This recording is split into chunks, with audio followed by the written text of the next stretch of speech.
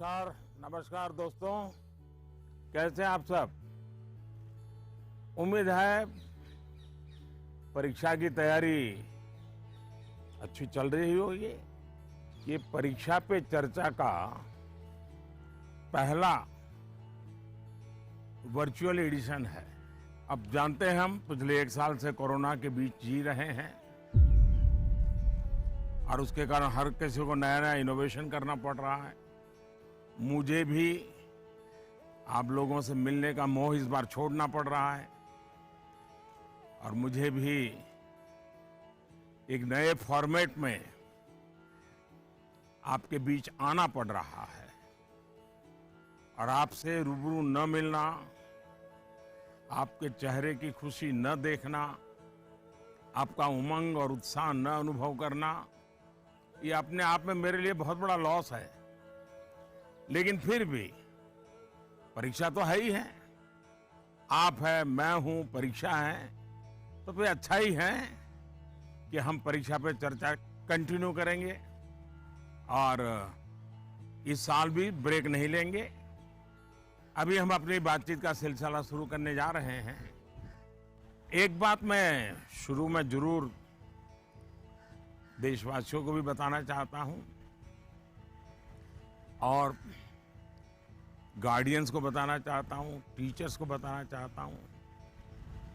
ये परीक्षा पे चर्चा है, लेकिन सिर्फ परीक्षा की ही चर्चा नहीं है। बहुत कुछ बातें हो सकती हैं। एक हल्का फुल्का माहौल बनाना है, एक नया आत्मविश्वास पैदा करना है और जैसे अपने घर में बैठ के बातें करते हैं, अपनों के बीच बात करते हैं, यार दोस्तों के साथ बात करते हैं, आइए हम भी ऐसे ही बात करेंगे आज।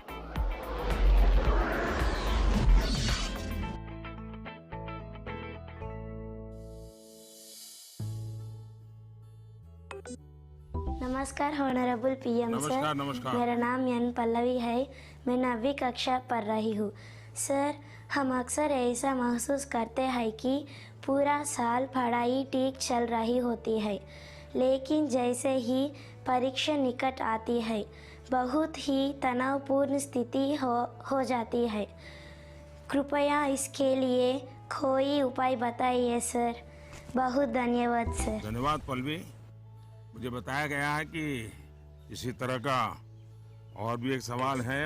सादर अभिनंदन आदरणीय प्रधानमंत्री जी। मेरा नाम अर्पण पांडे है। मैं global Indian international school Kuala Lumpur Malaysia में 12वीं कक्षा का छात्र हूँ। मैं आपसे अपनी भावी भविष्य की सफलता हेतु एक प्रश्न के उत्तर की आकांक्षा करता हूँ और आशा करता हूँ कि आप इसमें मेरा मार्गदर्शन करेंगे। मेरा प्रश्न है, परीक्षा की तैयारी के दौरान हमारे मन में आने वाले भय और तनाव से हम कैसे उभरे? कि क्या होगा अगर अच्छे अंक और अच्छा कॉलेज मिलेगा या नहीं? धन्यवाद। पल्लवी, अर्पण, देखिए आप जब ये फियर की, डर की बात करते हैं तो मुझे भी डर लग जाता है। अरे ऐसी कौन सी बात है जिसके लिए डरना चाहिए? क्या पहली बार एग्जाम देने जा रहे हो क्या पहले कभी एग्जाम दी नहीं? क्या आपको मालूम नहीं था कि मार्च महीने, अप्रैल महीने में एग्जाम आती है? सब पता है, पहले से पता है, साल भर पहले से पता है। अचानक तो नहीं आया है, और जो अचानक नहीं आया है, कोई आसमान नहीं टूट पड़ा है। इसका मतलब हुआ कि आपको डर एग्जाम का नहीं है, आपको डर किसी और का है। और वो क्या है? आपके आसपास एक माहौल बना दिया गया है कि यही एग्जाम सब कुछ है, यही जिंदगी है। और इसके लिए पूरा सामाजिक वातावरण, कभी कभी स्कूल का वातावरण भी, कभी कभी माँ बाप भी, कभी अपने रिश्तेदार भी एक ऐसा माहौल बना देते हैं, ऐसी चर्चा करते हैं कि जैसे कोई बहुत बड़ी घटना से आपको गुजरना है, बहुत बड़े संकट से गुजरना है। मैं उन सब से कहना चाहूंगा, खास करके मैं पेरेंट्स से कहना चाहता हूं, आपने क्या करके रख दिया है?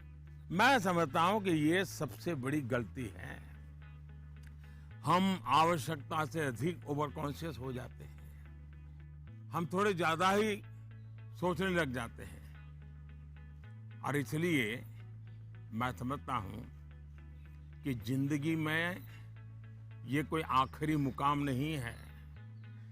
ये जिंदगी बहुत लंबी है, बहुत पड़ाव आते हैं।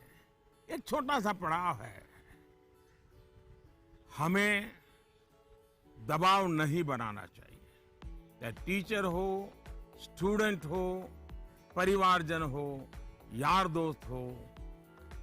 अगर बाहर का दबाव कम हो गया, खत्म हो गया, तो एग्जाम का दबाव कभी महसूस नहीं होगा। कॉन्फिडेंस फलेगा, फूलेगा, प्रेशर रिलीज हो जाएगा, डिक्रीज हो जाएगा और बच्चों को घर में सहज तनाव मुक्त जीना चाहिए। छोटी मोटी हल्की फुल्की बातें जो रोज करते थे वैसी करनी चाहिए। देखिए दोस्तों, पहले क्या होता था? पहले माँ बाप बच्चों के साथ ज्यादा इन्वॉल्व रहते थे और सहज भी रहते थे और कई विषयों पर इन्वॉल्व रहते थे। आज जो भी इन्वॉल्व रहते हैं वो ज्यादातर कैरियर, एग्जाम, पढ़ाई, किताब, सिलेबस, मैं उसको सिर्फ इन्वॉल्वमेंट नहीं मानता हूं। और इससे इन्हें अपने बच्चों के असली सामर्थ्य का पता नहीं होता है। अगर माँ बाप ज्यादा इन्वॉल्व है तो बच्चों की रुचि, प्रकृति, प्रवृत्ति इस सबको अच्छी तरह समझते हैं और जो कमियां हैं उन कमियों को समझ करके उसको भरने की कोशिश करते हैं और उसके कारण बालक का कॉन्फिडेंस लेवल बढ़ता है। उसकी स्ट्रेंथ माँ बाप को पता है, उसकी वीकनेसेस माँ बाप को पता है और उसके कारण माँ बाप समझते हैं कि ऐसे समय वीकनेसेस को बाजू में करो, स्ट्रेंथ को जितना बल दे सकते हो दो। लेकिन आज कुछ माँ बाप इतने व्यस्त हैं कि उन्हें बच्चों के साथ रियल सेंस में इन्वॉल्व होने का समय ही नहीं मिलता। इसका परिणाम क्या होता है?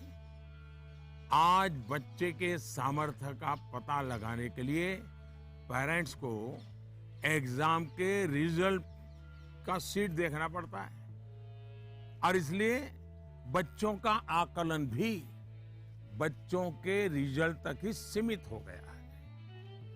मार्क्स के परे भी बच्चे में कई ऐसी चीजें होती हैं जिन्हें पेरेंट्स मार्क ही नहीं कर पाते हैं। साथियों, हमारे यहाँ एग्जाम के लिए एक शब्द है कसौटी। मतलब खुद को कसना है। ऐसा नहीं है एग्जाम आखिरी मौका है, बल्कि एग्जाम तो एक प्रकार से एक लंबी जिंदगी जीने के लिए अपने आप को कसने का उत्तम अवसर है, एक अपॉर्चुनिटी है। समस्या तब होती है जब हम एग्जाम को ही जैसे जीवन के सपनों का अंत मान लेते हैं, जीवन मरण का प्रश्न बना देते हैं। दरअसल एग्जाम जीवन को गढ़ने का एक अवसर है, एक अपॉर्चुनिटी है, एक मौका है। उसे उसी रूप में लेना चाहिए। एक्चुअली हमें अपने आप को कसौटी पर कसने के मौके खोजते ही रहना चाहिए ताकि हम और बेहतर कर सकें। हमें भागना नहीं चाहिए। आइए दोस्तों, अगले सवाल की तरफ बढ़ते हैं। माननीय प्रधानमंत्री जी नमस्कार। मेरा नाम पुण्य सुन्या है। मैं कक्षा 11वीं की छात्र हूँ। मेरे विद्यालय का नाम विवेकानंद केंद्र विद्यालय निर्जुली, डिस्ट्रिक्ट पापुमपारे, स्टेट अरुणाचल प्रदेश है। माननीय प्रधानमंत्री जी, कुछ सब्जेक्ट्स और कुछ चैप्टर्स है जिनको लेकर मैं सहज नहीं हूँ, उनसे पीछा चुराने में लगी रहती हूँ। मैं चाहे कितनी भी कोशिश क्यों ना करूँ, मैं उन्हें पढ़ नहीं पाती हूँ। शायद ये इसलिए होता है क्योंकि मुझे उनसे डर लगता है।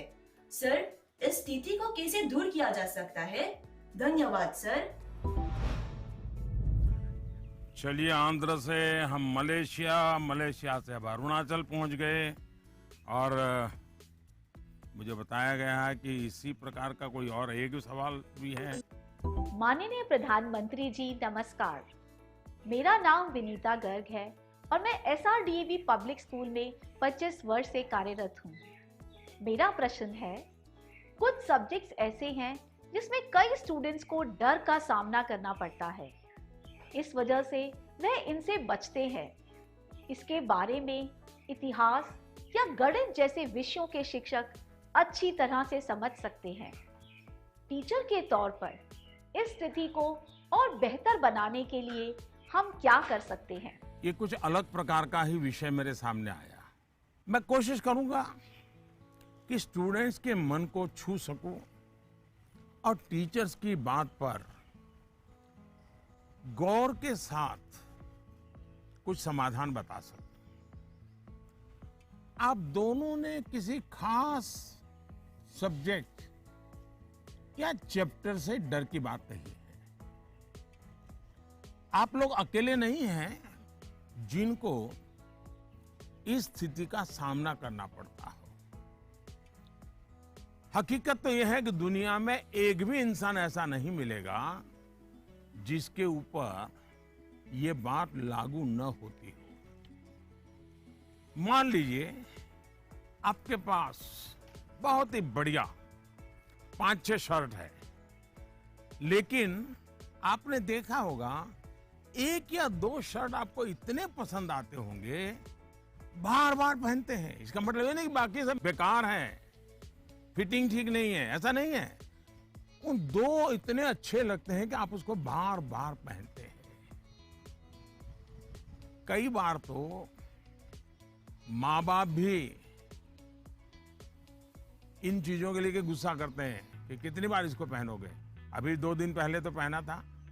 पसंद नापसंद मनुष्य का स्वभाव है और कभी कभी पसंद के साथ लगाव भी हो जाता है।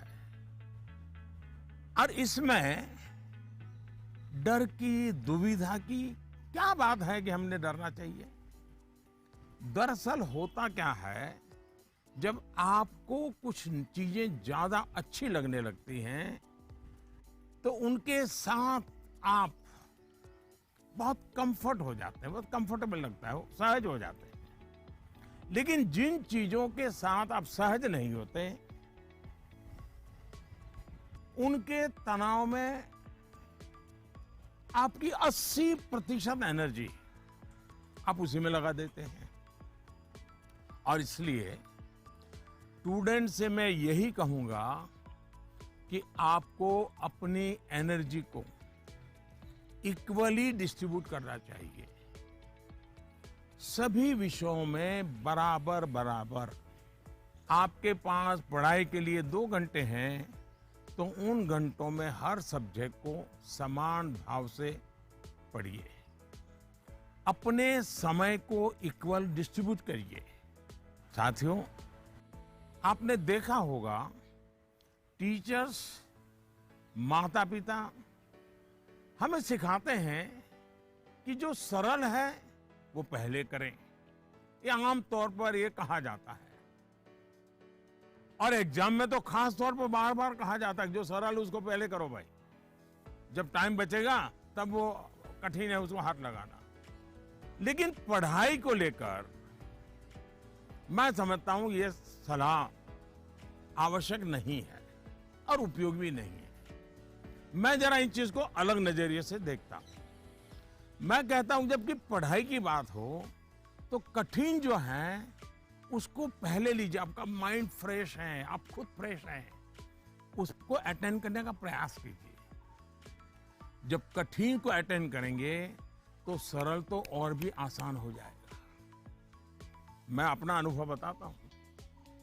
जब मैं मुख्यमंत्री था, तो प्रधानमंत्री बना, तो मुझे भी बहुत कुछ पढ़ना पड़ता है, बहुत कुछ सीखना पड़ता है, बहुतों से सीखना पड़ता है, चीजों को समझना पड़ता है। तो मैं क्या करता था, जो मुश्किल बातें होती है, जिसके निर्णय थोड़े गंभीर होते हैं, मैं मेरे सुबह जो शुरू करता हूं तो कठिन चीजों से शुरू करना पसंद करता हूं। मुश्किल से मुश्किल चीजें मेरे अफसर मेरे सामने लेकर के आते हैं, क्योंकि उनको मालूम है कि वो मेरा एक अलग मूड होता है, मैं चीज़ों को बिल्कुल तेज़ी से समझ लेता हूँ, निर्णय करने की दिशा में आगे बढ़ता हूँ।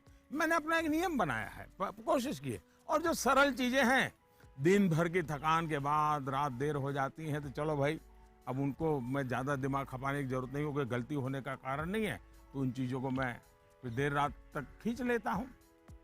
लेकिन सुबह जब उठता हूँ तो फिर कठिन से ही मुकाबला करने के लिए निकल पड़ता हूँ। दोस्तों, एक और बात हमें अपने आप से सीखनी चाहिए। आप देखिए, जो लोग जीवन में बहुत सफल हैं वो हर विषय में पारंगत नहीं होते, लेकिन किसी एक विषय पर, किसी एक सब्जेक्ट पर उनकी पकड़ जबरदस्त होती है। अब जैसे लता दीदी हैं, लता मंगेशकर जी की पूरे दुनिया में नाम है, हिंदुस्तान के हर जुबान पे नाम है, लेकिन अगर कोई जाकर के उनको कहे कि आज हमारे क्लास में आइए और ज्योग्राफी पढ़ाइए, हो सकता है वो न भी पढ़ा पाए, पढ़ा भी पाए, मैं नहीं जानता हूं कि वो पढ़ा पाए न पढ़ा पाए, लेकिन लता जी की महारत ज्योग्राफी में शायद न भी हो, लेकिन संगीत की दुनिया में उन्होंने जो किया हुआ है, एक विषय पर जिस प्रकार से अपना जीवन खपा दिया है, आज वो हर एक के लिए प्रेरणा का कारण बन गई है। और इसलिए आपको भले कुछ सब्जेक्ट मुश्किल लगते हो, ये कोई आपके जीवन में कोई कमी नहीं है। आप बस ये ध्यान रखिए कि इस मुश्किल लगने वाले सब्जेक्ट की पढ़ाई से खुद को दूर मत कीजिए, उसे भागिए मत। वहीं टीचर्स के लिए मेरी सलाह ये है, वो विद्यार्थियों से उनको टाइम मैनेजमेंट के संबंध में, उसके तौर तरीके के संबंध में, सिलेबस के बाहर जाकर के भी कभी उनसे बातें करें, उनसे चर्चा करें, उनको गाइड करें। विद्यार्थियों को टोकने के बजाय उन्हें गाइड करें। टोकना, रोकना, उसका प्रभाव मन पे और ज्यादा नेगेटिव फैलता है। प्रोत्साहित करने से वो कॉन्सेंट्रेटेड ताकत के रूप में कन्वर्ट हो जाता है। कुछ बातें क्लास में सार्वजनिक तौर पर जरूर कहें ताकि सबका प्रबोधन होगा, लेकिन बहुत सी बातें ऐसी होती हैं जब किसी एक बच्चे को बुला करके चलते चलते थोड़ा सर पे हाथ रख करके बहुत ही प्यार से कहें, दे बेटा, देखो भैया तुम इतने बढ़िया करते हो, जरा देखो इसको जरा थोड़ा ये कर लीजिए, देखिए तुम्हारे में बहुत बड़ी ताकत है, आप देखिए ये बहुत काम आएगा, बहुत काम आएगा। एक काम करिएगा, आपके जीवन में ऐसी कौन सी बातें थी जो कभी आपको बहुत कठिन लगती थी और आज आप उसको बड़ी सहजता से कर पा रहे हैं? ऐसे कुछ कामों की लिस्ट बनाइएगा। जैसे साइकिल चलाना कभी आपको कठिन लगा होगा, लेकिन अब वही काम आप बहुत सरलता से करते लेते होंगे। कभी तैरने की बात आई होगी, बहुत डर लगा होगा, उतरने से भी डर लगा होगा, लेकिन आप अच्छे तरह आज तैरना सीख गए होंगे। मतलब जो कठिन था उसको आपने कन्वर्ट कर दिया। आपके जीवन में ऐसी सैकड़ों चीजें होगी, अगर आप ये याद करके जरा किसी कागज पर लिख लेंगे तो कभी आपको किसी को भी, मुझसे भी कठिन वाला सवाल पूछना ही नहीं पड़ेगा, क्योंकि कभी कोई चीज आपको कठिन लगेगी ही नहीं। मुझ पे भरोसा कीजिए दोस्तों, एक बार करके देखिए। Honorable Prime Minister Ji, Vanakkam. I am Neelanand, studying 12th standard in Vivekananda Kendra Vidyalaya Metric Higher Secondary School, Kanyakumari. Dear sir, during this pandemic situation, after the online classes, we all get more free time than usual. I would like to know how can we make the best use of our free time. My thanks to our Honorable Prime Minister for giving this opportunity. वणक्कम। Mummy papa को पता चलेगा ना कि आप परीक्षा के समय में खाली समय की बात कर रहे हैं, तो फिर देखिएगा क्या होता है। खैर, मुझे ये सवाल बहुत अच्छा लगा कि आप एग्जाम के समय भी खाली समय पर ध्यान दे रहे हैं, खाली समय पे चर्चा कर रहे हैं। देखिए दोस्तों, खाली समय, इसको खाली मत समझिए। ये खजाना है, खजाना। खाली समय एक सौभाग्य है, खाली समय एक अवसर है। आपकी दिनचर्या में खाली समय के पल होने ही चाहिए, वरना तो जिंदगी एक रोबोट जैसी हो जाती है। दरअसल खाली समय दो तरह के हो सकते हैं।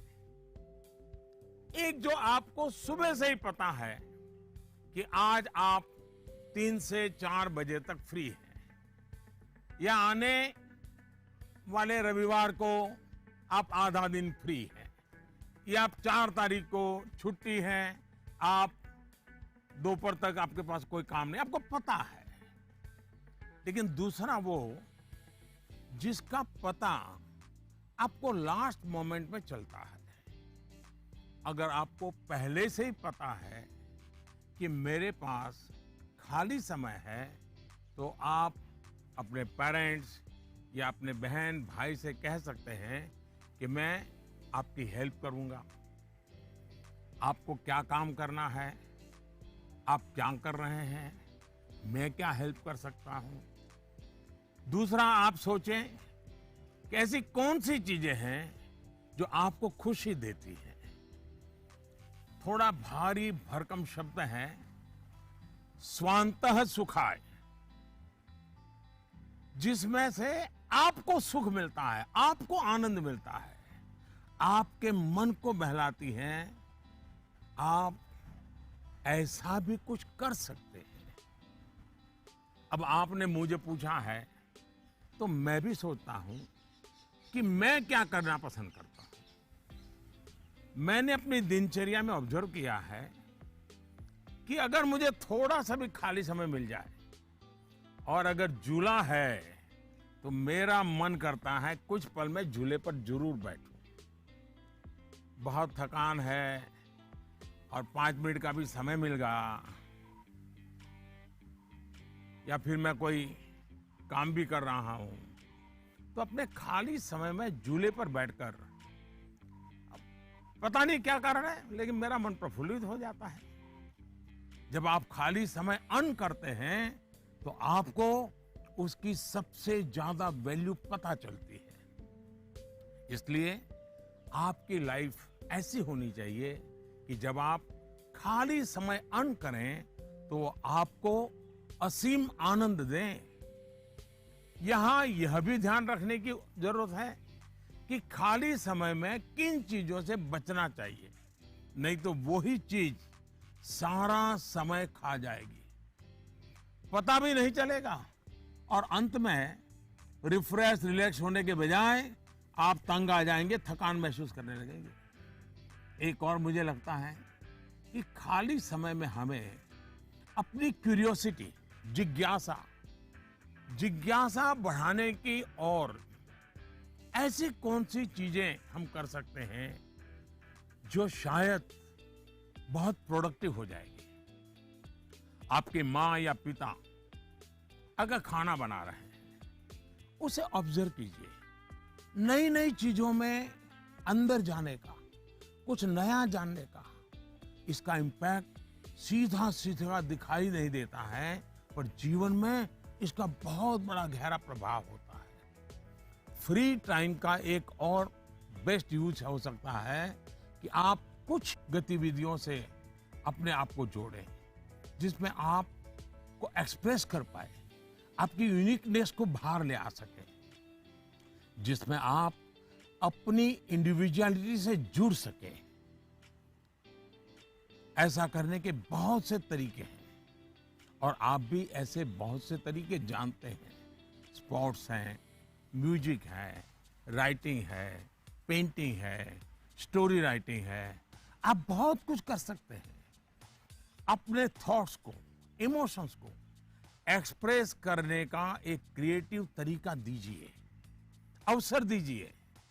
नॉलेज का दायरा कई बार वहीं तक सीमित होता है जो आपको उपलब्ध है, जो आपके आसपास है, लेकिन क्रिएटिविटी का दायरा नॉलेज से भी बहुत दूर तक आपको ले जाता है, बहुत विस्तार के फलक पर ले जाता है।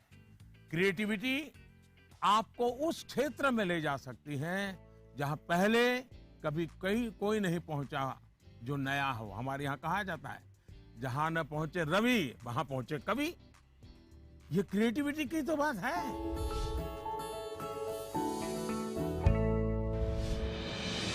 With the world's largest COVID vaccination drive, India is leading the way. As the vaccine reaches every corner of the nation, do not forget the mantra, Dawai bhi, Kadai bhi. Let's continue our fight against COVID-19. Vaccination along with social distancing, sanitization and masks. Mask up, India! Put your mask on and cover your nose and be safe. Mask up, India.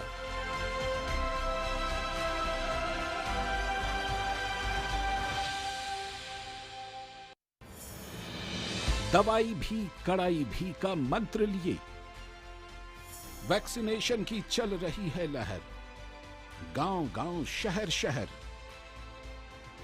लेकिन जब इतना किया है सब्र, तो थोड़े और समय रखें कोरोना पर कड़ी नजर। ना छोड़ें 2 गज दूरी, सैनिटाइजेशन और मास्क की सावधान डगर। रहें इस खतरे से सचेत हर प्रहर। कोरोना को हराना है तो मास्क जरूर लगाना है। Mask up, India! दवाई भी कड़ाई भी, और इसीलिए जब भी अपने घर से बाहर निकले अपने मुंह और नाक को ढक के रखें। Mask up, India.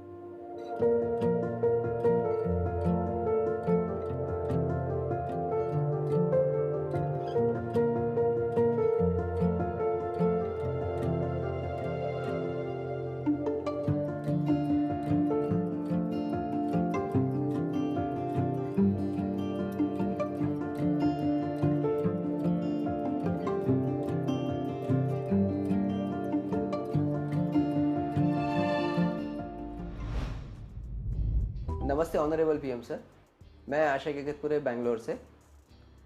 मेरा सवाल आपसे ये है कि बच्चों को गुड वैल्यूज सिखाने का सबसे अच्छा तरीका क्या है?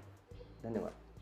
मुझे एक सवाल जो आया है वो नमो ऐप पर आया है।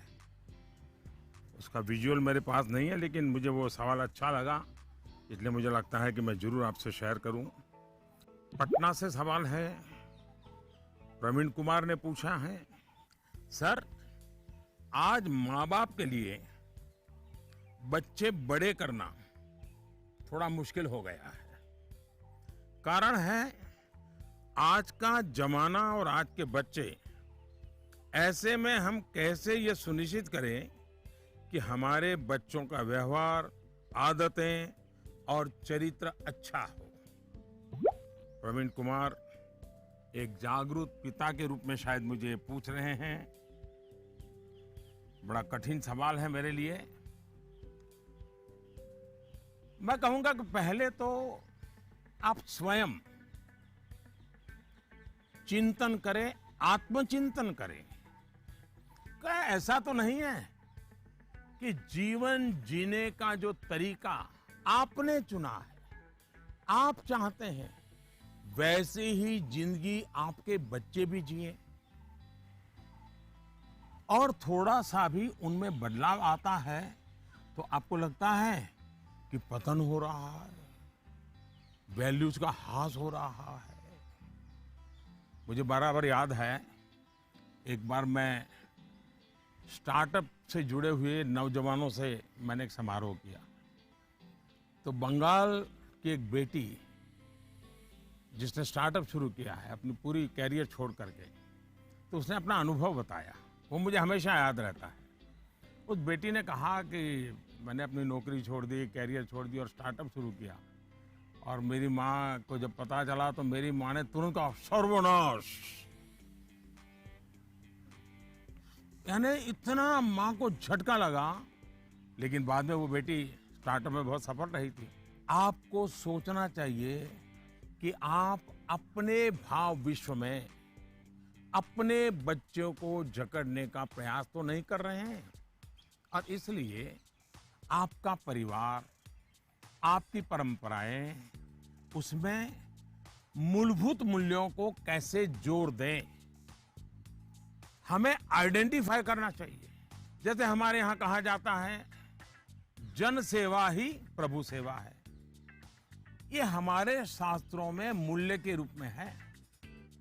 लेकिन आपके घर में पूजा पाठ तो बहुत होती है, दुनिया को दिखता है कि आप बहुत धार्मिक हैं, रिचुअल से भरा जीवन है, लेकिन आप जनसेवा में कहीं नजर नहीं आते हैं। अब जब आपकी संतान यह विरोधाभास देखती हैं तो उसके मन में कॉन्फ्लिक्ट शुरू हो जाता है, सवाल खड़े हो जाते हैं, और सवाल उठना स्वाभाविक में है। उसी प्रकार से भी हमारे मूल्य हैं कि जीव मात्र से परमात्मा का वास है। उसी प्रकार से हम सबकी मान्यता है और हमें यह सिखाया गया है, हमारे जीवन मूल्य के रूप में प्रस्थापित हो चुका है, और हमारी सोच है कि जीव मात्र में परमात्मा का वास है। लेकिन आपके घर में जो काम करने आते हैं, झाड़ू पोछा लगाने आते हैं, लिफ्ट चलाने वाला होता है, आपको स्कूल में छोड़ने वाला ऑटो रिक्शा ड्राइवर है, क्या कभी आपने उनसे उनके सुख दुख की चिंता और चर्चा की है? क्या कभी आपने पूछा वे आपके परिवार में तो किसी को कोरोना नहीं हुआ है ना, आपके परिवार के तो सब सुखी है ना, आप जिस गांव से आए हो उस गांव में तो सब ठीक है ना? क्या आपने कभी पूछा है? अगर आप ऐसा करते तो आपको अपने बच्चे को मूल्य नहीं सिखाने पड़ते। मैं आप पर सवाल नहीं खड़े कर रहा, एक सामान्य व्यवहार की बात कर रहा हूं। कुछ लोग वाकई ऐसा नहीं करते। बच्चे का बर्थडे होता है, बहुत सारी तैयारियां होती हैं, कितने लोग अपने घर में काम करने वालों से कहते हैं कि जो भी काम करना है 5 बजे तक पूरा कर दो, 6 बजे जब मेहमान आना शुरू हो जाएंगे तब तुम भी हमारे परिवार के मेहमान के रूप में कपड़े पहन करके, अच्छे कपड़े पहन करके परिवार के सबको लेकर के आ जाना। आप देखिए आप उनसे क्या कहते हैं। आज घर में बहुत से मेहमान जाने वाले हैं, देर तक रुकना पड़ेगा। आप ऐसा कहने के बजाय क्या कहते हैं, देखो कल बहुत मेहमान आने वाले हैं, बहुत काम है, तुम घर बता के आ जाना, देर से आऊंगा, देर से आऊंगी। यानी आपका बच्चा देख रहा है कि इतना बड़ा उत्सव है घर में, लेकिन वो जो मेरे लिए मेहनत करते हैं दिन रात, वो तो इसमें हिस्सेदार ही नहीं है। और तभी उस बच्चे के मन में टकराव शुरू होता है। मैं आपको एक और उदाहरण देता हूं। हम कहते हैं बेटा बेटी एक समान, ये मूल्य है हमारे यहां देव रूप की जो कल्पना की गई है उसमें स्त्री भगवान का उतना ही महत्व है। लेकिन हमारे घर के वातावरण में बेटे और बेटी के बीच जाने अनजाने में जो ट्रीटमेंट किया जाता है उसमें असमानता होती है। उसके बाद जब वही बेटा समाज जीवन में जाता है तो उसके द्वारा नारी समानता में कुछ न कुछ कमी की संभावना बन ही जाती है। ये सही है कि परिवार के संस्कार अच्छे होते हैं तो बुराइयां हावी नहीं होती हैं, लेकिन 19-20 का ही फर्क होता है। बेटे के व्यवहार में कुछ न कुछ कमी रह जाती है। इसलिए हमने जो अपना भाव विश्व बनाया हुआ है वो जब व्यवहार की कसौटी पर खरा नहीं उतरता है तब बच्चों के मन में अंतर्द्वंद शुरू हो जाता है। इसलिए मूल्यों को कभी भी थोपने का प्रयास न करें, मूल्यों को जीकर प्रेरित करने का प्रयास करें। आखिरकार बच्चे बड़े स्मार्ट होते हैं। जो आप कहेंगे उसे वो करेंगे या नहीं करेंगे ये कहना मुश्किल है, लेकिन इस बात की पूरी संभावना होती है कि जो आप कर रहे हैं वो उसे बहुत बारीकी से देखता है और दोहराने के लिए लालायित हो जाता है।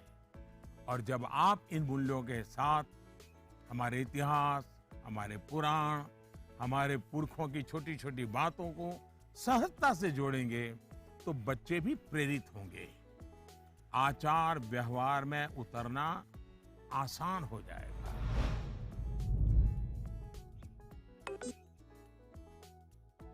नमस्कार सर, मैं प्रतिभा गुप्ता, कुंदन विद्या मंदिर लुधियाना से। सर, मेरा आपसे सवाल ये है कि हमें हमेशा काम करवाने के लिए बच्चों के पीछे भागना पड़ता है, तो हम कैसे उन्हें सेल्फ मोटिवेटेड बना सकते हैं ताकि वे अपनी चीजें खुद करें?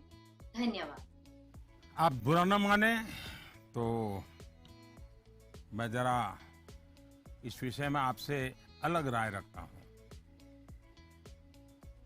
मुझे लगता है कि बच्चों के पीछे इसलिए भागना पड़ता है क्योंकि उनकी रफ्तार हमसे ज्यादा है।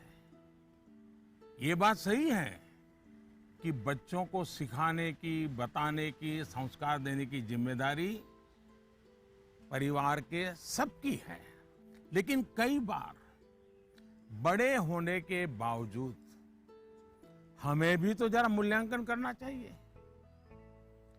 हम एक सांचा तैयार कर देते हैं और बच्चे को उसमें ढालने की कोशिश करते रहते हैं और समस्या यहीं से शुरू होती है।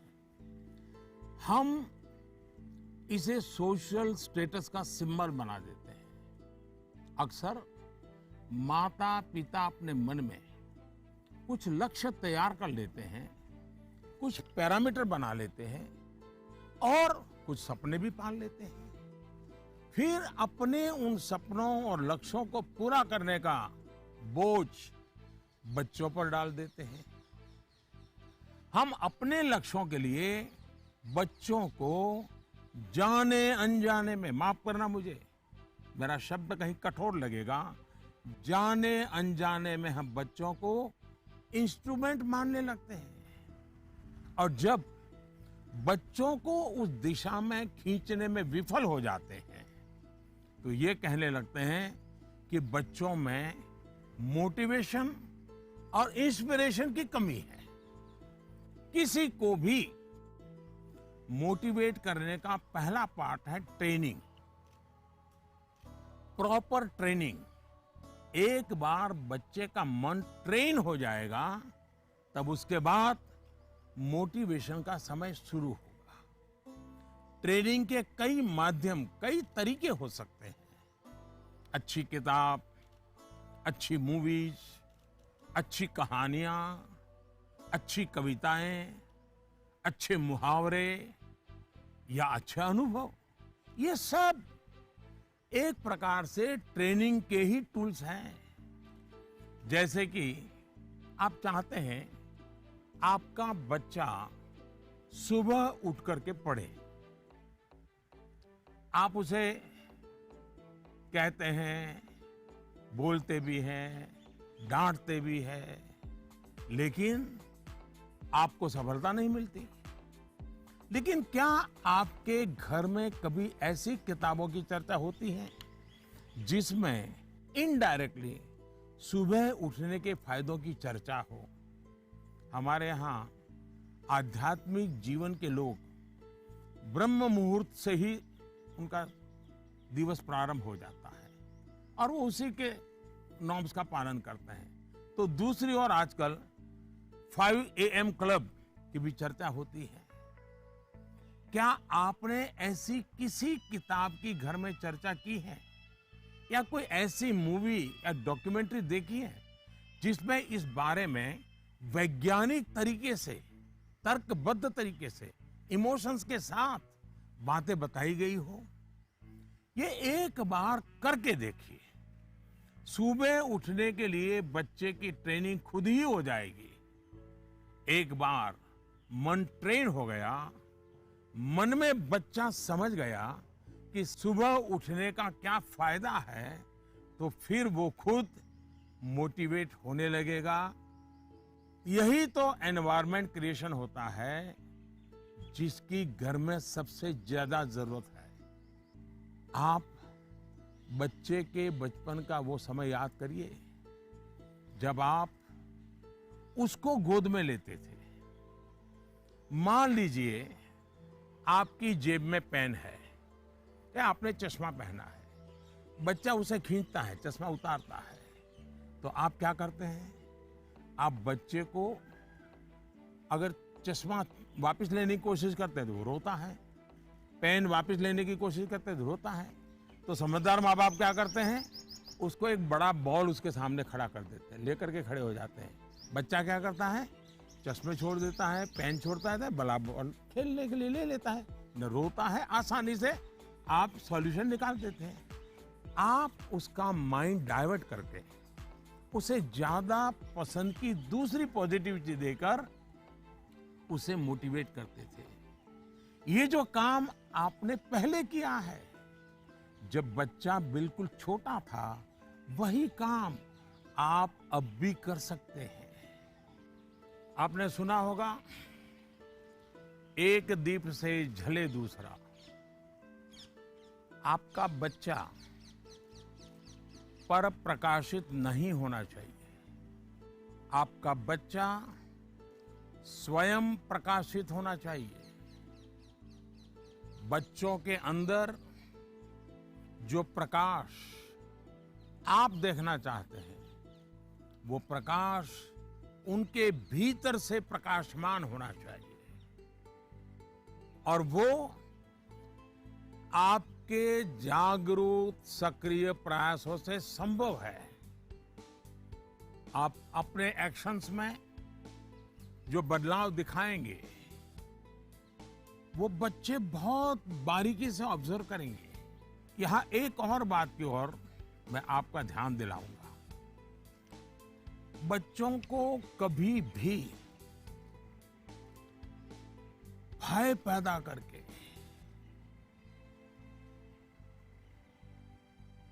ये होगा तो ये होगा, ऐसा होगा तो ऐसा होगा, कृपा करके ऐसी कोशिश मत कीजिए।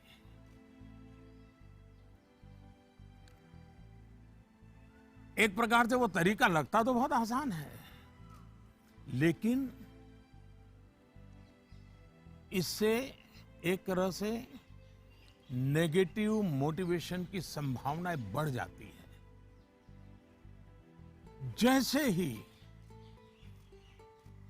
आपने जो हवा खड़ा किया है वो खत्म हो जाता है, बच्चे का मोटिवेशन भी खत्म हो जाता है। और इसलिए पॉजिटिव मोटिवेशन साथ साथ बार बार पॉजिटिव रीइंफोर्समेंट पर बल देते रहना चाहिए।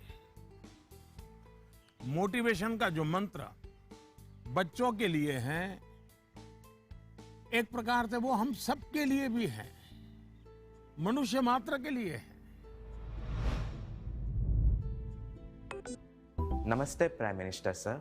My name is Tanay and I am a student of Salmia Indian Model School, Kuwait.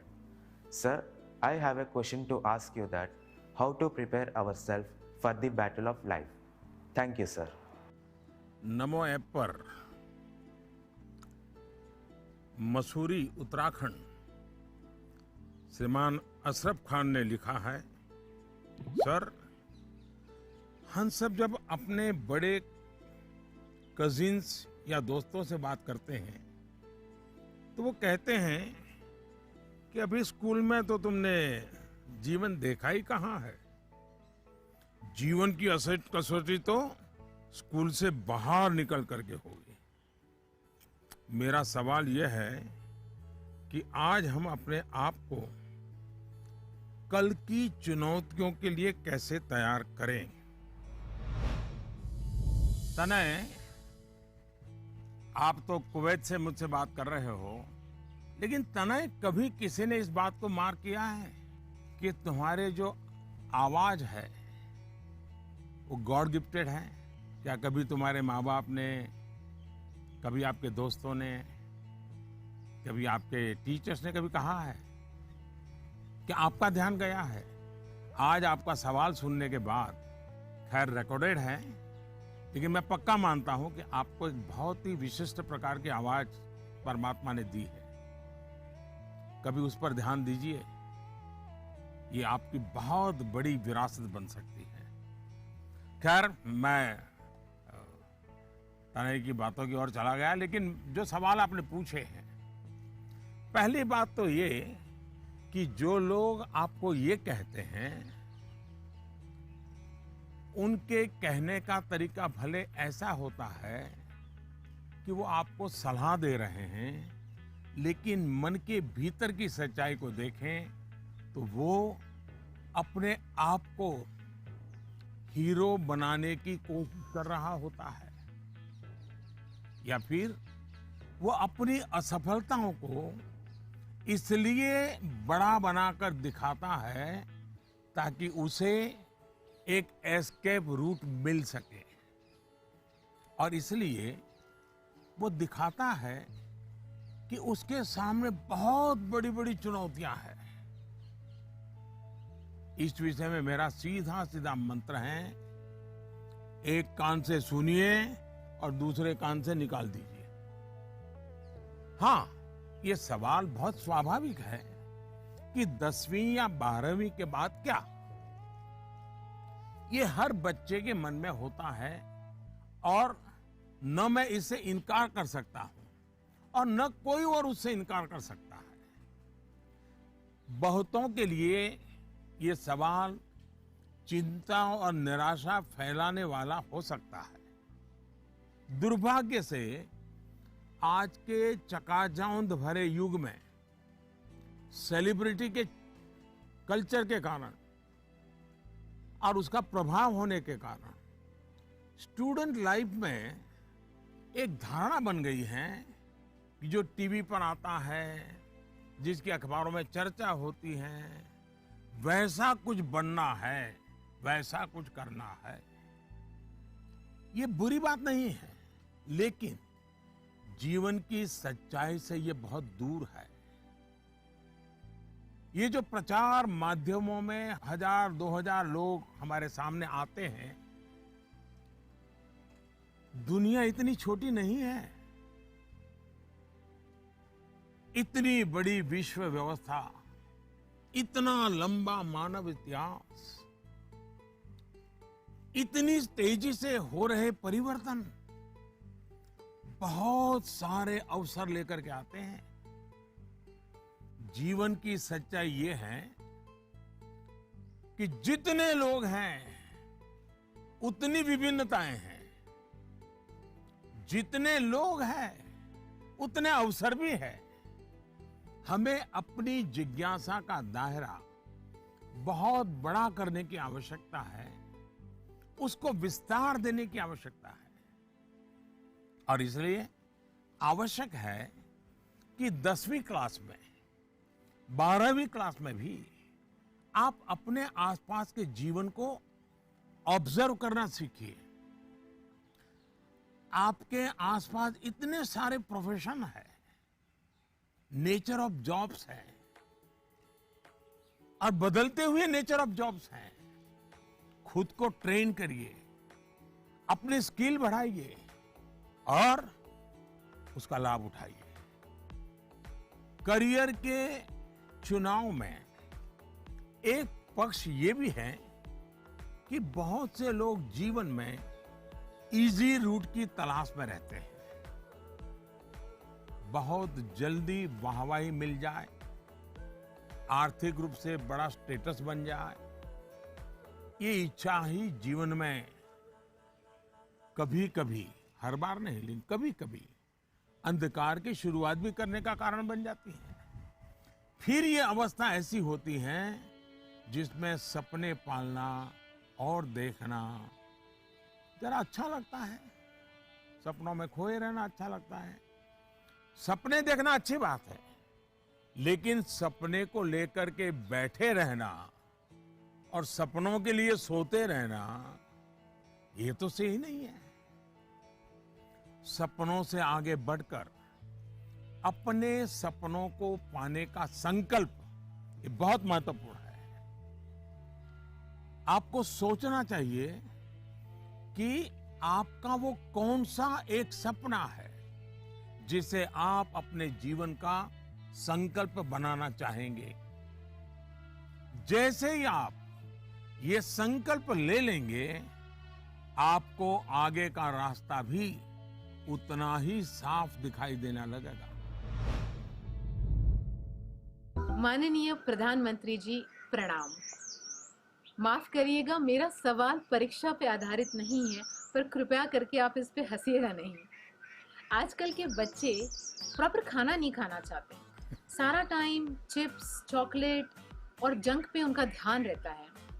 आप कृपया करके हमें ये बताइए कि हमें इसके बारे में क्या करना चाहिए। इसी प्रकार के कुछ और सवाल भी मेरे साथ हैं, और ये नरेंद्र मोदी ऐप पर छत्तीसगढ़ रायपुर से सुनीता पॉल जी ने लिखा है, सर हमारे बच्चों को हम जो टिफिन में देते हैं वे उस चीज को खाते नहीं और हमेशा फास्ट फूड खाने की जिद करते हैं। कृपया इस मुद्दे पर हमारा मार्गदर्शन करें। मैं समझ नहीं पा रहा हूं कि मैं ये सारे सवाल सुनकर के मुस्कुराऊं या जोरों से हंस पड़ूं। अगर इस मुद्दे पर हम मनोवैज्ञानिक तरीके से आगे बढ़े तो शायद इसका समाधान आसान हो जाएगा। हमारी जो ट्रेडिशनल खाने की चीजें हैं, मनोवैज्ञानिक रूप से उनके प्रति हम सहज रूप से गौरव का भाव पैदा करें। उसकी जो विशेषता है उसकी बात करें। खाना पकाने की हमारी जो प्रक्रिया है, किचन की जो एक्टिविटी है, वो घर के बाकी सदस्यों को पता होनी चाहिए कि कितनी मेहनत करने के बाद खाना पकता है। बच्चों के सामने भी ये सारी बातें चर्चा में लानी चाहिए। कैसे खाना पकता है, कितनी देर लगती है, कितने इंग्रेडिएंट्स होते हैं, उन्हें महसूस होगा कि आखिर कितनी मेहनत का काम होता है और तब जाकर के मेरी थाली भरती है। दूसरा, आज के जमाने में खाने पीने की बहुत सारी वेबसाइट है। हेल्दी फूड की भी कोई कमी नहीं है। क्या हम इनसे भी जानकारियां जुटाकर ऐसी चीजों को लेकर कोई गेम डेवलप कर सकते हैं जो हम हफ्ते में एक बार खेल सकें? जैसे गाजर है, कैरेट, उसके इंपॉर्टेंस पर हम बोलें, उसके क्या फायदे होते हैं, क्या लाभ होते हैं, क्या न्यूट्रिएंट्स होते हैं, ऐसा करके देखें। दूसरा, हम सबके घर में जो फैमिली डॉक्टर हैं, वो डॉक्टर एक प्रकार से मित्र होते हैं। जब कभी उनका घर आना हो तो उनकी बातें पूरा परिवार सुने कि किस प्रकार के खाने का क्या महत्व है, न्यूट्रिएंट्स कहाँ से मिलते हैं, क्या खाना चाहिए, वो बता सकते हैं कि आपके घर में क्या प्रॉब्लम हेरिडिटरी है और उनसे बचने के लिए क्या खाना आवश्यक है। इससे भी बच्चों को फायदा होगा। तीसरा, आप टीचर से रिक्वेस्ट कर सकते हैं कि आप बच्चों में ये क्या आपको तकलीफ हो रही है, खास करके खाने के विषय में, टीचर को समझाइए, टीचर को विश्वास में लीजिए। अब देखिए, टीचर बड़ी कुशलता से कथा कहते कहते, बात करते करते, हंसी मजाक में उसके दिमाग में भर देगा कि ये क्यों करना चाहिए। और टीचर के कहने का बच्चों पर अलग ही असर होता है। हमें भी कुछ कुछ नए एक्सपेरिमेंट करते रहना चाहिए। मैंने काफी ऐसे उदाहरण देखे हैं जहां परिवार में ट्रेडिशनल खाना ही बच्चों को मॉडर्न रंग रूप में बनाकर दिया जाता है, तो उससे बच्चों में भी उसको लेकर एक स्वाभाविक आकर्षण पैदा होता है। खैर, ये मेरे सिलेबस के बाहर का विषय है, लेकिन हो सकता है शायद मेरी कुछ बातें काम आ जाए आपको।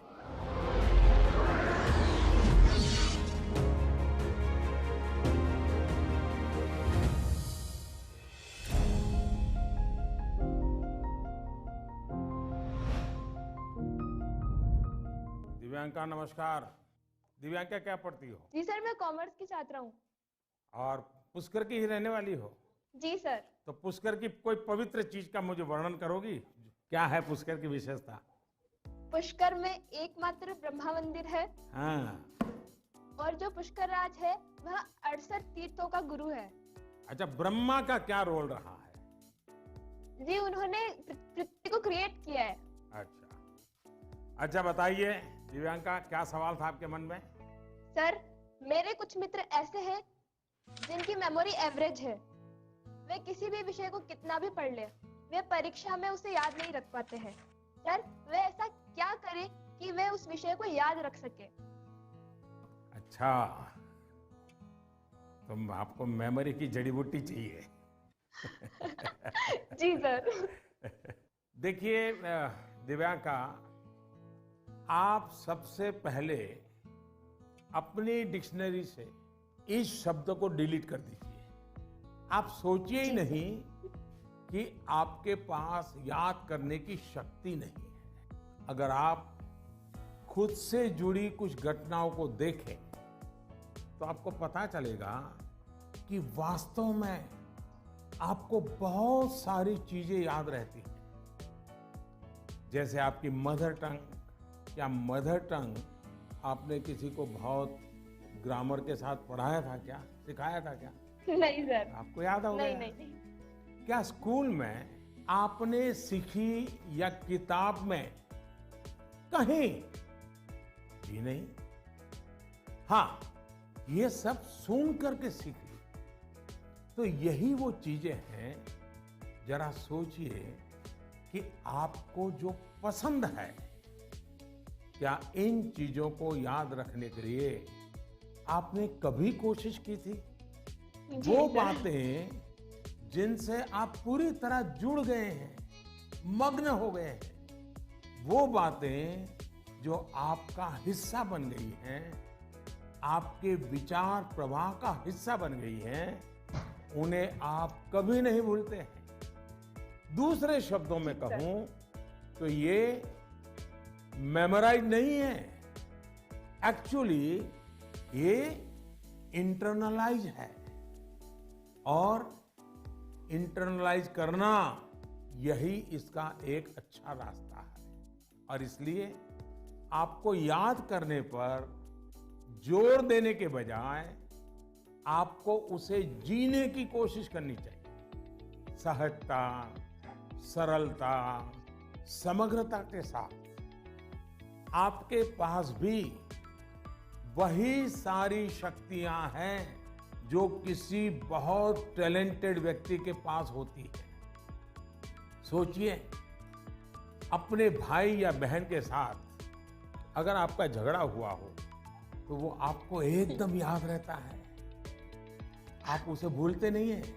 यहाँ तक कि आपको यह भी याद रहता होगा कि उस समय आपने, आपके भाई बहन ने कौन से कपड़े पहने थे, आप खड़े खड़े लड़ रहे थे कि दौड़ते हुए लड़ रहे थे, सब याद होगा, एक एक वाक्य याद होगा। जी सर। यानी इसका एक मतलब यह है कि आप उसमें फुली इन्वॉल्व थे, आप उस क्षण को पूरी तरह जी रहे थे। साफ है कि चीजें याद रहे, प्रॉपरली रिकॉल कर सके, उसके लिए आप जिस क्षण में हैं उस क्षण में ही रहना और उसमें पूरी तरह से इन्वॉल्व रहना बहुत जरूरी है। यानी हम पढ़ाई कर रहे हैं, किताब हाथ में है और मन है खेल के मैदान में, सहेलियों के साथ, दोस्तों के साथ, फिर तो मामला गड़बड़ हो जाता है। आगे जाकर आप में से कोई विद्यार्थी अगर साइकोलॉजी पढ़ेगा तो उसमें मेमोरी बाय एसोसिएशन का कंसेप्ट विस्तार से समझाया जाएगा। आप याद कीजिए कि स्कूलों में सुबह असेंबली में राष्ट्रगान होता है। अब जन गण मन हर कोई गाता है, लेकिन क्या कभी आपने जनगण मन गाते समय आपने उस राष्ट्रगान के साथ देश में ट्रैवल किया क्या? आप उसके साथ जो शब्द आते हैं उन शब्दों के साथ अपने आप को विजुअलाइज कर पाए कि नहीं कर पाए? पंजाब को, गुजरात को, महाराष्ट्र को, बंगाल को मन ही मन राष्ट्रगान गाते समय ट्रैवल किया क्या? आपको एकदम से याद होना शुरू हो जाएगा। मन ही विजुअलाइज करेंगे तो आपको अच्छे से याद रह जाएगा। इसका तो एक फायदा और होगा, आप इस देश के साथ भी एकाकार होते चले जाएंगे। यानी इन्वॉल्व, इंटरनलाइज, एसोसिएट और विजुअलाइज। मेमोरी को शार्प करने के लिए इस फॉर्मूले पर आप चल सकते हैं। मैं आपको एक और उदाहरण देता हूं। आपके पास नोटबुक्स होती हैं, अलग अलग विषयों की किताबें होती हैं। आप जब भी घर से निकले ये तय करके निकले कि बैग में इतने नंबर पर इस विषय की नोटबुक होगी और इतने नंबर पर इस विषय की किताब होगी। चौथे नंबर पे हो सकती है, तीसरी पर हो जाए। और आपने अगर 3 नंबर पर हिस्ट्री की किताब रखी है, 5 नंबर पर भूगोल की किताब रखी है, तो जब भी आप हिस्ट्री की किताब निकालने जाएं तो बिल्कुल आंख बंद करके 3 नंबर की किताब निकालते हैं आप। देखिएगा आपका कॉन्फिडेंस लेवल कितना बढ़ जाएगा। चलिए, मुझे अच्छा लगा, आपसे बात करने का मौका मिला और मैं राजस्थान के लोगों को भी और पुष्कर की पवित्र धरती को भी आज यहाँ से नमन करता हूँ। बहुत बहुत धन्यवाद।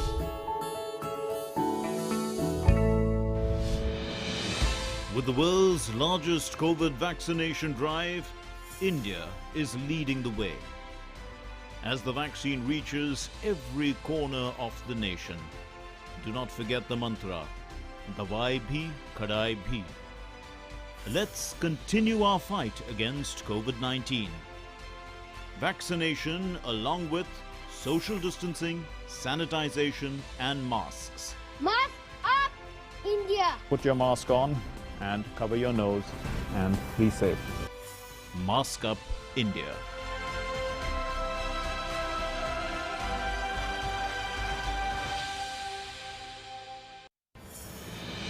दवाई भी कड़ाई भी का मंत्र लिए वैक्सीनेशन की चल रही है लहर, गांव-गांव, शहर-शहर।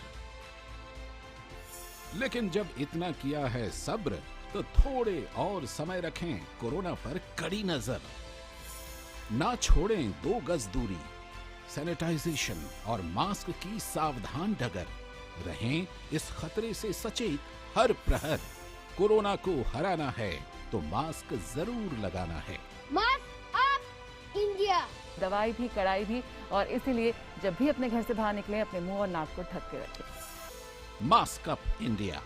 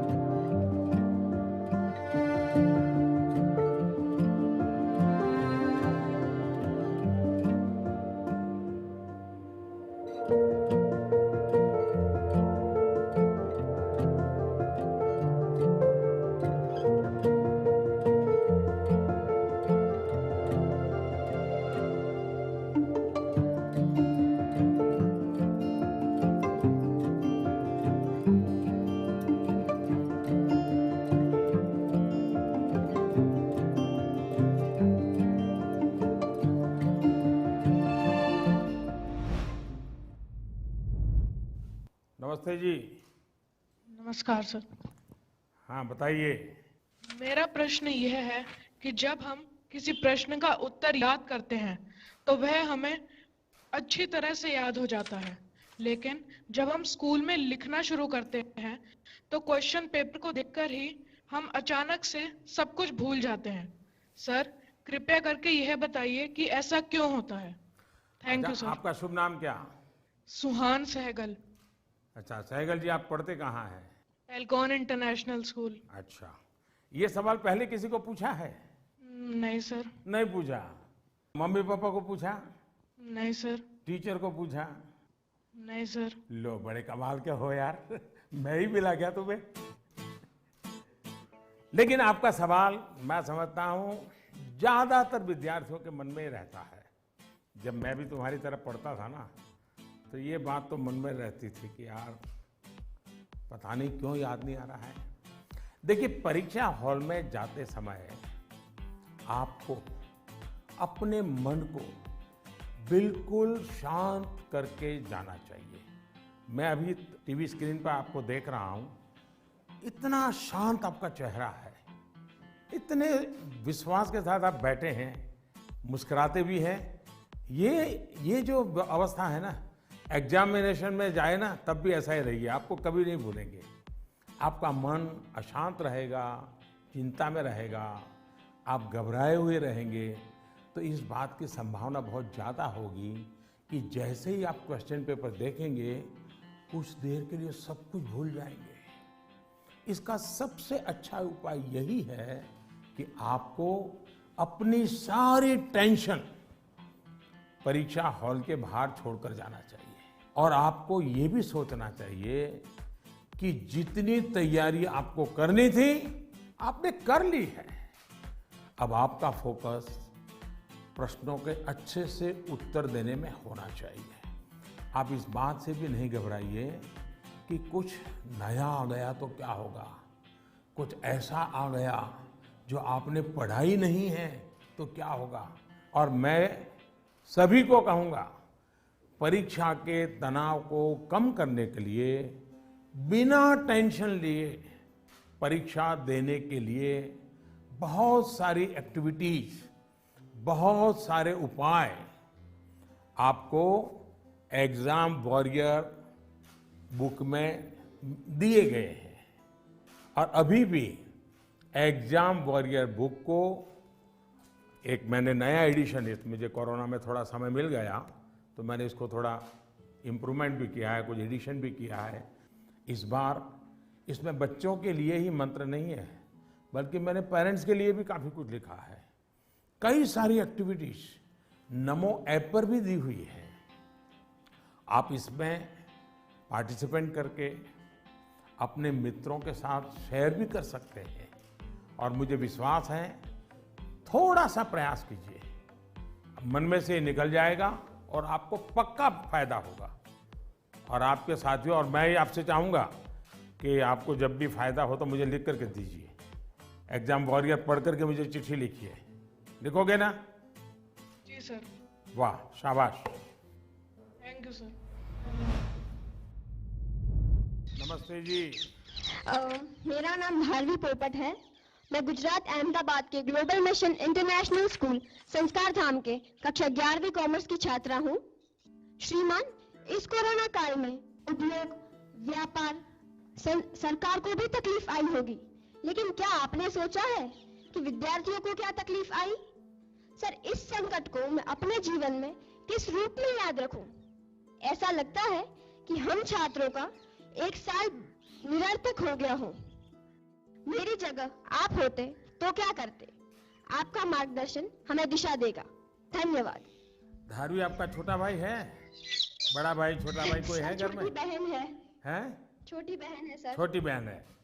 अच्छा जी सर। छोटी बहन को ऐसे ही डांटती हो जैसे अभी कह रही थी? नहीं सर। है? ऐसे आंखें खोल करके बोल रही थी? अच्छा, साबरमती आश्रम पहले आई थी कि आज पहली बार आई? सर, फर्स्ट टाइम आई हूँ आज। फर्स्ट टाइम आई हो?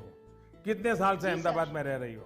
6 years सर। अच्छा, तो 6 साल से हाँ, रह सर। रही हो और आपको कभी मन नहीं कर गया कि भारत की आजादी का इतना महत्वपूर्ण स्थान, वहां कभी जाना चाहिए? आज तो सुबह से आ गए होंगे आप लोग। जी सर, बिल्कुल। तो आपने देखा क्या? आज सब चीजें देखी क्या? हाँ सर, देखी। मन को शांति का अनुभव हुआ? हाँ सर, बहुत शांति का अनुभव हुआ। देखिए, जा करके अपने संस्कार धाम के दोस्तों को भी कहो कि साबरमती आश्रम जाना चाहिए, और अपने परिवार और मित्रों के भी कहो कि साबरमती आश्रम जाना चाहिए और वहाँ की शांति का अनुभव करना चाहिए। कुछ पल मौन वहाँ बैठना चाहिए। करोगे? हाँ सर। अच्छा, अब आप चलिए, आपके सवाल पर आता हूँ। मैं तो एकदम से धार्मिक को उपदेश ही देने लग गया था। देखिए, आपकी बात बिल्कुल सही है।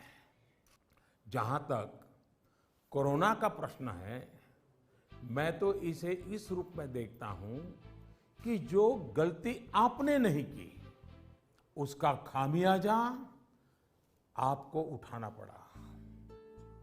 ये आपके लिए जीवन की एक सीख है कि कई बार जीवन में बहुत कुछ अचानक घटता है, अकल्पनीय घटता है, और इन घटनाओं पर आपका कोई नियंत्रण नहीं होता है। कोरोना में भी हम कह सकते हैं कि बच्चों का, युवाओं का जो नुकसान हुआ है वो बहुत बड़ा है। बचपन के लिए तो 1 साल का नुकसान बड़ी इमारत की नींव में एक खालीपन जैसा है। इस कमी को भरना आसान नहीं है। स्कूल एज मतलब हंसना, खेलना, मिट्टी में खेलना, मिट्टी उछालना, गर्मी, सर्दी, बरसात, हर चीज का आनंद दोस्तों के साथ, क्लासरूम में, टीचर के साथ गप्पे मारना, बातें करना, घर की छोटी सी भी घटना चारों दौर एकदम से बता देना, उनके बीच रहना, ये सब जीवन की विकास यात्रा के लिए बहुत अनिवार्य होता है। इन सब चीजों से आप सहज ही कितना कुछ सीख सकते हैं। आपको भी लगता ही होगा, कोरोना काल के पहले का समय आप याद करते होंगे तो सोचते होंगे कि कितना कुछ मिस किया है। लेकिन कोरोना काल में अगर काफी कुछ खोया है तो बहुत कुछ पाया भी है। कोरोना की सबसे पहली सीख तो यही है कि आपने जिस चीज को, जिन जिन लोगों को मिस किया, उनकी आपके जीवन में कितनी बड़ी भूमिका है, ये इस कोरोना काल में ज्यादा पता चला है। आपको इस बात का एहसास हुआ कि किसी को भी फॉर ग्रांटेड नहीं लेना चाहिए। खेलकूद हो, स्कूल में फिजिकल क्लासेस हो, या फिर आपके घर के पास सब्जी बेचने वाले, कपड़े प्रेस करने वाले, पास के बाजार के दुकानदार, जिन लोगों को, जिन बातों को आपने रूटीन समझ लिया था, उनका जब मिस करते हैं तब उनका सबका महत्व हम सबको अनुभव होता है, आपको भी पता चला है। इसलिए इस दिशा में आपको लगातार जागरूक रहना चाहिए और लाइफ लॉन्ग इस लेसन को याद रखना चाहिए। कोरोना के बाद भी इन चीजों की उपेक्षा नहीं करनी चाहिए। वहीं आपको यह भी याद रहना चाहिए, जीवन को सच्चे अर्थ में जीने के लिए कितनी कम चीजों की जरूरत होती है। दूसरा, इस एक साल में आपको कहीं ना कहीं जाने अनजाने में आपको खुद के भीतर झोंकने का, खुद को जानने का एक अवसर भी मिला होगा। कोरोना काल में एक और बात ये भी हुई है कि हमने अपने परिवार में एक दूसरे को ज्यादा नजदीकी से समझा है। कोरोना ने सोशल डिस्टेंसिंग के लिए मजबूर किया, लेकिन परिवारों में इमोशनल बॉन्डिंग को भी इसने मजबूत किया है। कोरोना काल ने ये भी दिखाया है कि एक संयुक्त परिवार की ताकत क्या होती है। घर के बच्चों के जीवन निर्माण में उनका कितना रोल होता है। मैं चाहूंगा कि सोशल साइंस के लोग, हमारी यूनिवर्सिटीज इस पर रिसर्च करें, कोरोना काल के फैमिली लाइफ पर स्टडी करें, कैसे इस संकट से मुकाबला करने में संयुक्त परिवार ने समाज को ताकत दी। इस पहलू को खंगाले।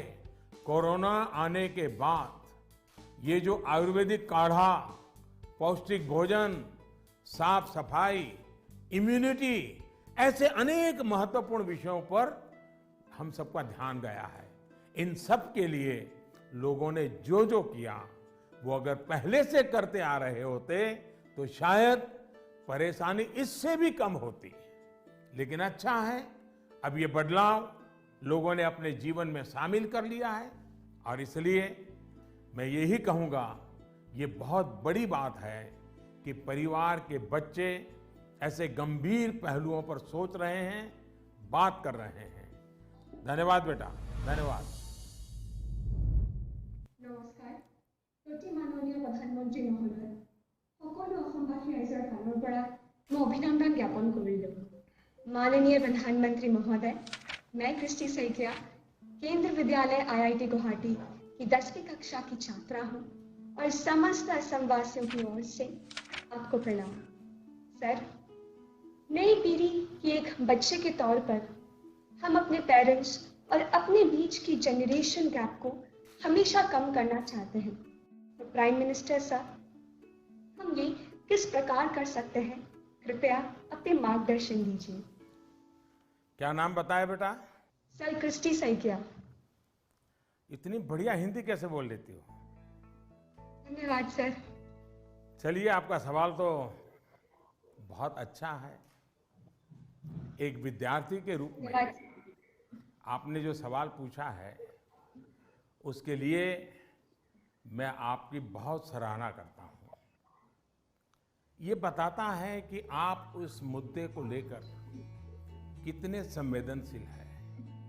आप न केवल इस विषय को समझ रहे हैं, बल्कि दो पीढ़ियों के बीच जनरेशन गैप कम हो, इसका भी प्रयास कर रहे हैं।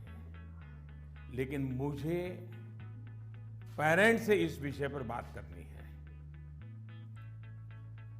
एक बात जो पेरेंट्स को डिसाइड करनी है, क्या वो बुढ़ापे की ओर जाना चाहते हैं या फिर अपनी उम्र कम करना चाहते हैं। और आप भी बेटा अपने मम्मी पापा को जरूर ये सवाल पूछना, अगर पेरेंट्स बुढ़ापे की तरफ जाना चाहते हैं तो बेशक अपने बच्चों के साथ डिस्टेंस बना ले, गैप बढ़ाते रहें। अगर आपको नवजीवन की ओर आगे बढ़ना है, अपनी उम्र घटानी है, युवा बने रहना है, तो आप अपने बच्चों के साथ गैप कम कीजिए, क्लोजनेस बढ़ाइए। ये आपके फायदे वाला है। आप याद करिए, जब आपका बच्चा 1 साल की उम्र का था तो आप उसके साथ कैसे बातें करते थे? तब आप उसे हंसाने के लिए कैसी कैसी आवाजें निकालते थे। आप अपने चेहरे के भांति भांति के एक्सप्रेशन बनाकर कैसे उससे बात करते थे। ऐसा करते हुए क्या कभी आपने सोचा कि कोई देखेगा तो क्या कहेगा? कभी आपने सोचा कि लोग आपको ऐसा करते हुए देखेंगे तो ये कहेंगे ये कैसे चेहरे बना रहा है, कैसी आवाज निकाल रहा है? क्या कभी उस समय आपने ये सोचा कि आपके बच्चे के मन में क्या चल रहा होगा? आपको उस समय आनंद आया, इसलिए आपने ये किया। आपने किसी की परवाह नहीं की, यानी आप सब कुछ छोड़कर खुद एक बच्चे बन गए। बच्चे से खेलने के लिए आप खुद खिलौना बन गए और बच्चे के खिलौनों से भी उतना ही चाव से खेले। आप याद करिए, कभी आप घोड़ा बने होंगे, कभी बच्चे को पीठ पर बिठाकर चले होंगे, कभी कंधे पर बिठाकर घर भर घूमे होंगे, कभी 4 पैर करके चले होंगे। बच्चा रोया होगा तो उसे चुप कराने के लिए आप भी झूठ-मूठ कर रोए होंगे। तब आपको कोई फर्क नहीं पड़ता था कि देखने वाला क्या कहेगा, घर के बाकी लोग क्या कहेंगे, समाज क्या कहेगा, दोस्त क्या कहेगा, कुछ नहीं सोचा। क्या कभी सोचा था? आप उसका आनंद लेते हैं और ऐसा बच्चे के 5-6 साल की उम्र तक चलता रहता है। जैसे ही बच्चा थोड़ा बड़ा होता है तो एक लेवल पर मेंटेलिटी ऐसी हो जाती है कि माँ बाप बच्चे को डोमिनेट करना चाहते हैं, बच्चे को हर चीज सिखाना चाहते हैं। अचानक जो दोस्त थे वो दोस्त न रहकर बच्चे के इंस्ट्रक्टर बन जाते हैं और कभी कभी इंस्पेक्टर भी बन जाते हैं। साथियों, बच्चा जब बाहर की दुनिया में पैर रखता है तो बहुत सी बातें ऑब्जर्व करता है। घर में जो देखा था उससे कुछ ज्यादा, कुछ अलग, कुछ नया वो देखने लगता है। उस समय आपकी ये जागरूक जिम्मेदारी है कि उस नए वातावरण में आपका बच्चा और अधिक फले फूले। और इसका उत्तम तरीका है कि आप उसके मन से जुड़े, उसके मन से ही करें और उसकी हर बात को इमोशनली अटैच होकर के सुने। ऐसे नहीं फोन कर रहे हैं और वो बोल रहा है, ऐसा नहीं होना चाहिए। बिल्कुल उसके साथ जुड़िए। आपको जो पसंद नहीं, अगर वो काम आपका बच्चा करके आया है तो उसको डांटिए मत, टोकिए मत, बस सुनते रहिए। सुनते समय उसको लगना चाहिए कि आप उसको कितना प्यार करते हैं। हाँ, लेकिन जो चीज अच्छी नहीं है उसको मन में रजिस्टर करके रखिए। और ये ग्रोइंग एज के बच्चों के लिए करना बहुत जरूरी होता है। आप जितना हो सके उसकी बात सुनिए, उसकी बात समझिए। आप इंस्ट्रक्टर बनकर उसे सुबह से शाम तक क्या करना है ये मत समझाइए। बार बार ये मत पूछिए कि मैंने ये कहा था, क्या क्या किया। बस अपनी आंखें खुली रखिए, कान खुले रखिए, उस पर ध्यान रखिए। उसमें सुधार से जुड़ी जो बातें आपने रजिस्टर की हैं, जो आपको ठीक नहीं लगा उसे ठीक करने के लिए बहुत विचार करके एक एनवायरनमेंट क्रिएट करिए ताकि उसे खुद ही लगे कि वो कहाँ गलत कर रहा है। जब माँ बाप बच्चों के साथ हम उम्र बनकर ही जुड़ते हैं तो कोई इश्यू नहीं होता है। जैसे बच्चा कोई नया गाना सुन रहा है, कोई नया म्यूजिक सुनकर आनंद ले रहा है, तो आप भी उसके साथ उस आनंद में शामिल होने की कोशिश करिए। आप उसको मत कहो कि 30 साल पहले हमारे जमाने में तो वो गाना था, हम वो बजाएंगे। नहीं, ऐसा मत करो। वो जो गाना उसको पसंद है आप उससे जुड़िए, आनंद लीजिए ना। ये समझने की कोशिश तो करिए कि आखिर ऐसा क्या है उस गाने में कि आपका बच्चा उसे पसंद कर रहा है। लेकिन होता क्या है कि हम देखते हैं ठीक इसी समय कुछ माता पिता ये कहने लगते हैं कि ये क्या बेकार का गाना सुन रहे हो, असली म्यूजिक तो हमारे समय में होता था। अब तो जो बनता है वो सिर्फ शोर शराबा होता है। होता क्या है कि बच्चा आप पर आकर के आपको कोई बात बताता है। वो बताता है कि आज स्कूल में हमने ये किया, तो कहीं आप अपनी ही कहानी लेकर तो नहीं बैठ जाते हैं कि अरे ये तो ऐसे ही क्या है, क्या नई चीज है, ये तो वैसा ही है। अपने बच्चे के साथ उसकी जनरेशन की बातों में उतनी ही दिलचस्पी दिखाइएगा।